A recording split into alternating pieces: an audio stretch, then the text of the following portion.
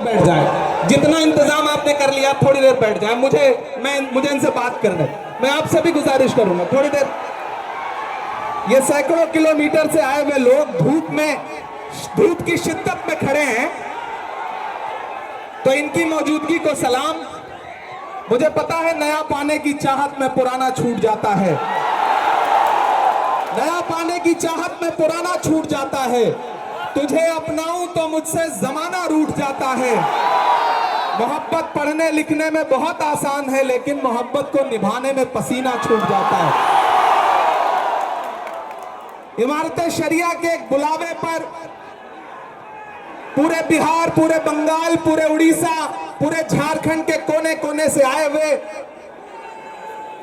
अपने हमउम्र साथियों को, अपने बुजुर्गों को सलाम करता हूं। अगली थोड़ी देर आपसे मुखातिब रहना चाहता हूं। दिल्ली में बैठी हुई सरकार एक बिल लेकर के आई है, वक्फ अमेंडमेंट एक्ट। हम ही को कातिल कहेगी दुनिया, हमारा ही कत्लेआम होगा। हम ही को कातिल कहेगी दुनिया, हमारा ही कत्लेआम होगा। हम ही कुएं खोदते फिरेंगे, हम ही पे पानी हराम होगा। हमारे आबाओ अजदाद की दान की हुई जमीनें दिल्ली में बैठी हुई सरकार, दिल्ली का हाकिम लूट करके अपने धन्ना सेठ दोस्तों को देना चाहता है। इसलिए यह बिल लेकर के आया गया है। पूरे मुल्क में इस बिल के खिलाफ एहतजाज हो रहा है। देश की पार्लियामेंट में आपने देखा, हम सारे लोगों ने इस बिल के खिलाफ लगातार लड़ाई लड़ी, लेकिन नंबर उनके पास है, इसलिए यह बिल पास हो गया। अब लड़ाई सड़कों पर लड़नी है। देश की माननीय उच्चतम न्यायालय में, सुप्रीम कोर्ट में यह मुकदमा ऑलरेडी पेंडिंग है, और मुझे पूरा यकीन है कि हमारे देश की सुप्रीम कोर्ट इंसाफ जरूर करेगी। महान बादशाह सिकंदर ने जब यूनान फतेह किया तो जीत का जश्न मनाने के लिए वो शहर की सड़कों पर निकला, तो उसने देखा कि पूरा शहर जश्न मना रहा है, लेकिन एक फकीर इंसान सड़क के किनारे बेसुध होकर के सो रहा है। सिकंदर को गुस्सा आया। सिकंदर अपने घोड़े से उतरा और उस सोते हुए फकीर के पास पहुंच करके गुस्से में उसे जोर की एक लात मारी, और लात मार के कहा कि क्यों रे फकीर, मैंने शहर जीत लिया, शहर जश्न मना रहा है और तू सो रहा है। तो उस फकीर ने उन्नीदी आंखों से सिकंदर की तरफ देखा और देख करके कहा कि शहर फतेह करना बादशाहों का काम है, लेकिन लात मारना गधे का काम है। पिछले 11 साल में इस सरकार ने आवाम को सिर्फ और सिर्फ लात मारने का काम किया है, और अब ये बिल लेकर के आए हैं, और उन्हें लगता है कि आप खामोशी के साथ उनके हर जुल्म और सितम को बर्दाश्त कर लेंगे। हमें पता है नहीं करेंगे, नहीं करेंगे ना, नहीं करेंगे ना। आपकी यहां मौजूदगी इस बात की गवाह है। मुझे पता है धूप बहुत ज्यादा है, इसलिए हजारों की तादाद में लोग दरख्तों के नीचे किनारे बैठे हुए हैं, वो बीच में नहीं आए। लेकिन फिर भी आज पूरा पटना, पूरा बिहार जाम हो चुका है।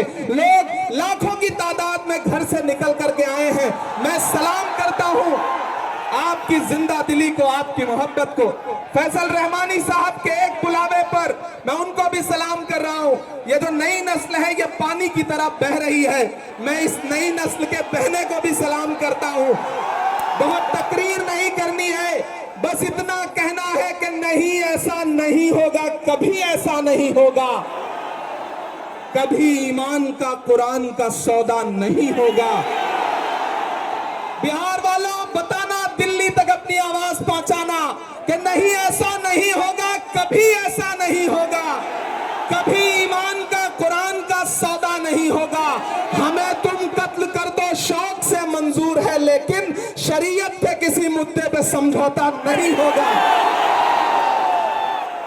एक आखिरी बात आपसे कह रहा हूं साथियों, आप एक चीज जहन में बिठा के रखना कि अगर यह बिल लोकसभा में आया और इसकी हिमायत में अगर 250 से ज्यादा वोट पड़े, 288 वोट पड़े, तो इस बिल की मुखालफत में लोकसभा में 232 वोट पड़े। लोकसभा में मुसलमान सांसद सिर्फ 24 हैं, तो 200 से ज्यादा इस देश के हिंदू भाई, दलित भाई, सिख भाई, ईसाई भाई जो मेंबर ऑफ पार्लियामेंट हैं, वो लोकसभा में रात के 3:30 बजे तक इस बिल के खिलाफ वोट कर रहे थे और आपसे कह रहे थे कि हम आपके साथ खड़े हैं। ये है इस मुल्क की गंगा जमुनी तहजीब। यह जो लहराता हुआ तिरंगा है, इस तिरंगे में जो आपका रंग है और जो उसके ऊपर अमन का रंग है, भाईचारे का रंग है, उसके ऊपर भी जो रंग है, ये तीनों रंग मिलके कह रहे हैं कि ये मुल्क नरेंद्र मोदी जी की जागीर नहीं है, ये मुल्क हिंदुस्तान के हर इंसान का है, हर इंसान का है। और हम अपने आबाओ अजदाद की जमीनों को बचाने के लिए, खानकाहों को बचाने के लिए, इबादत गाहों को बचाने के लिए, कब्रिस्तानों को बचाने के लिए जो कुर्बानी जरूरी होगी वो कुर्बानी देंगे। हम सड़कों पर बैठेंगे। मैं सरकार से कहना चाहता हूं कि जमहूरियत अकड़ से नहीं चलती है जिल्ले इलाही, जमहूरियत इस किताब से चलती है।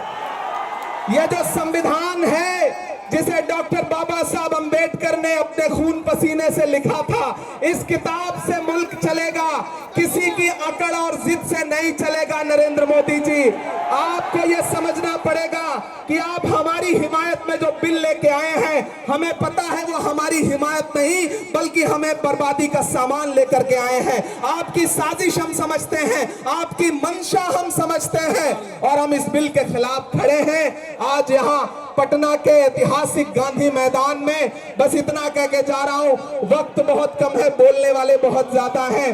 बस इतना कह के जा रहा हूं कि हम आतिशे सोजा में भी हक बात कहेंगे, कुंदन की तरह दहर में ताबिंदा रहेंगे।